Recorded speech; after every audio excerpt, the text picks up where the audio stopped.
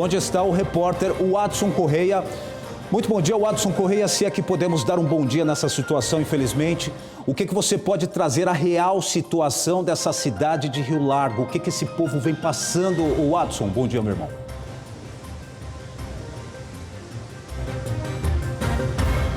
Olha, Fábio, resumindo, viu, muito sofrimento, como você falou, para dar bom dia fica até complicado, né? Pois é, Fábio, a situação é muito complicada por aqui, a gente vem acompanhando desde o final de semana, desde quando o rio Mundaú começou a subir e invadir a cidade. Nós estamos em um dos pontos que dá acesso à cidade, é a Gustavo Paiva. Vou te mostrar agora, ao vivo, agora 11 horas e 32 minutos, a cratera que se formou na Avenida Gustavo Paiva, uma cratera enorme. O Elton Amâncio está mostrando com vocês aí como é que ficou depois que o nível da água baixou. Uma cratera que em alguns pontos chega a quase 15 metros de profundidade. A água levou todo o asfalto, danificou postes aqui, fiação. Essa parte que nós estamos falando aqui ao vivo, próximo à entrada, ainda o fornecimento de energia ainda não foi restabelecido por conta da queda dos postes. Eu tive agora há pouco no comércio, onde o nível da água já começa a baixar e alguns comerciantes já estão retirando o que perdeu, já começa a fazer a limpeza. Olha só o risco que esse rapaz vai passar agora. Ele vai passar do lado da barreira. Aqui, olha só, vamos mostrar agora a você. Está passando aqui no meio do trilho, a cratera é profunda, corre um risco dessa barreira desabar. Em 2010, esse mesmo local aqui, onde nós estamos mostrando ao vivo, os trilhos ficaram retorcidos com a força da água. Ou seja, os dormentes agora são de concreto, os dormentes.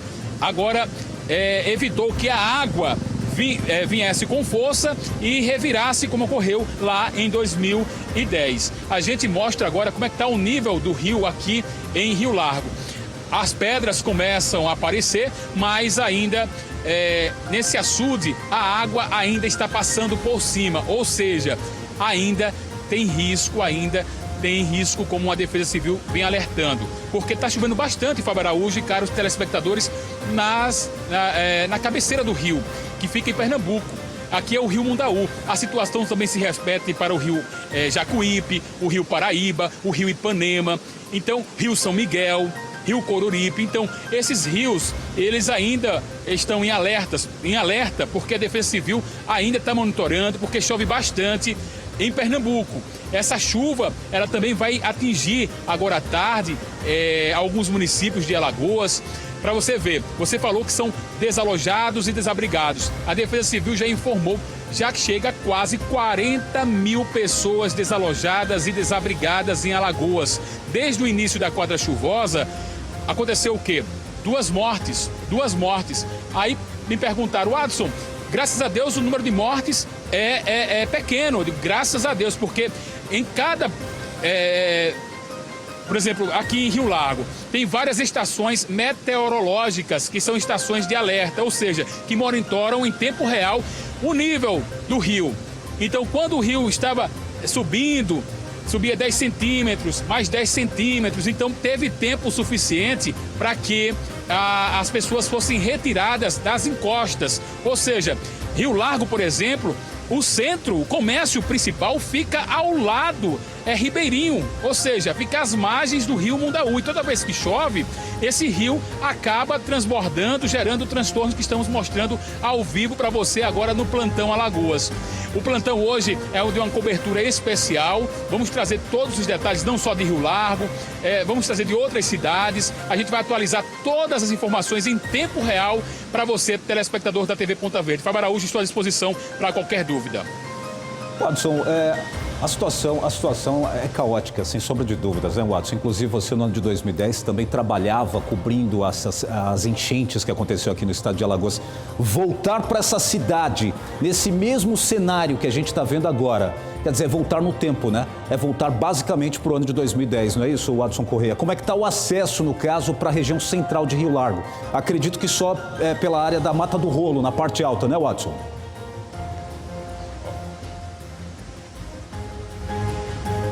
Justamente, Fábio, só através da parte alta da Mata do Rolo, essa parte aqui da Gustavo Paiva está totalmente interditada, são vários pontos de interdição, começando lá debaixo da estação, né? Todo mundo sabe que logo no início aqui da Gustavo Paiva tem uma estação ferroviária. Lá a situação também está caótica. Eu passei por lá, Fábio. Um ponto de ônibus foi arrancado pela correnteza. Foi arrancado como se fosse uma folha de papel. Impressionante. E a vegetação tomou conta desse local. E realmente, como você falou, voltar aqui depois de 12 anos para mostrar a mesma situação é como se nada tivesse sido feito, né? Porque de lá para cá foram 12 anos. Poderiam criar um muro de contenção. Eu conversei com alguns comerciantes e esses comerciantes, eles falaram justamente isso que eu vou passar para você agora, telespectador. A gente fala muito na questão da seca, né? Toda vez que chega o período de seca, a gente sabe que vai ter seca.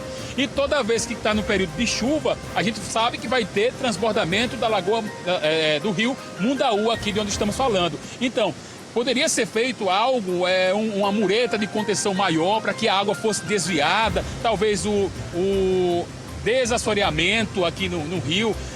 Procurar uma solução para evitar situações como estamos mostrando agora. O comércio, Fábio, ficou totalmente destruído. As lojas, eletrônicos destruídos, roupas.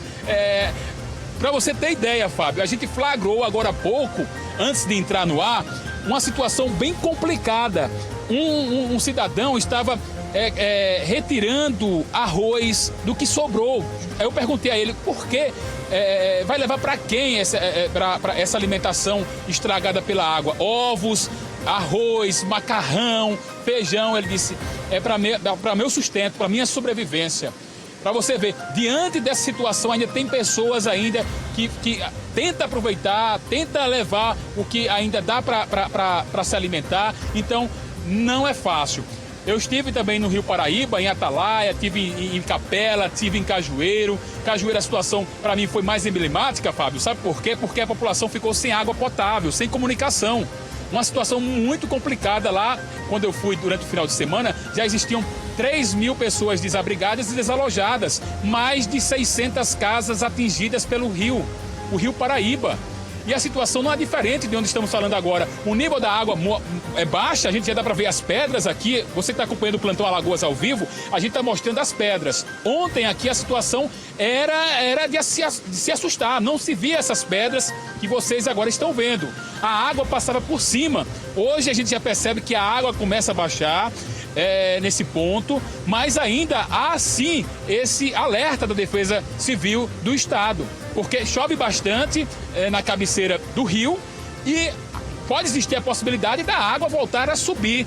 Todo mundo continua preocupado em atenção máxima aqui na cidade de Rio Largo. A gente vai para outro ponto, Fábio. Daqui a pouco a gente volta com outras informações aqui de Rio Largo, mostrando. A gente vai para aqui, para a parte mais baixa, onde uma garagem da empresa de ônibus foi totalmente alagada, um prejuízo gigantesco. Até o transporte público foi afetado aqui na cidade de Rio Largo, além do fornecimento de água, de energia elétrica. E a gente vai acompanhar tudo isso nessa cobertura sobre as chuvas e as cheias que provocam o transbordamentos aqui em rios de Alagoas. Eu volto com você aí no estúdio.